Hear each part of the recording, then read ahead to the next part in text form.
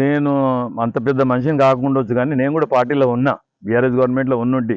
ఓ 3 years party మాకు రైతు president ఇస్తే ఉన్నా. ఆ విధంగా ఇందులో ఇటువంటోళ్ళు ఈ జీవన్ రెడ్డి లాంటోళ్ళు ఒక 5 మంది 6 మంది తయారయ్యి పార్టీని నాశనం పట్టించిర్రు.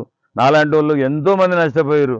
ఇప్పటికి కూడా వాళ్ళు అసలు ఒకడోడు హార్ట్ అటాక్ వచ్చిండు. ఇల్లామినోడు ఇతనికి వానికి హార్ట్ అటాక్ వచ్చింది. వైట్ మనీ ట్రాన్స్ఫర్ చేసి రీచేంజ్ చేసుకొని క్యాష్ ఇస్తా పని ఇంటికి తీసుకుపోయి ఇవాళ రేపు అంటే హార్ట్ అటాక్ వచ్చి చచ్చిపోయాడు. వానికి ఇచ్చేది లేదని చెప్పేసింది కథ.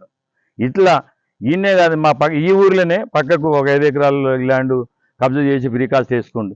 ఈ పక్కకి మోహన్ రెడ్డి కొంపల్లి మోహన్ రెడ్డి అని ఆయనతో ఒక 3.5 ఎకరాలు కబ్జా చేసింది.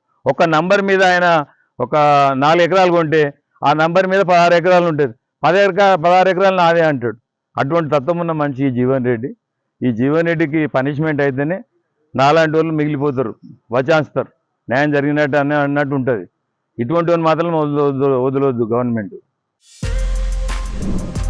For more videos like this, subscribe Big TV channel.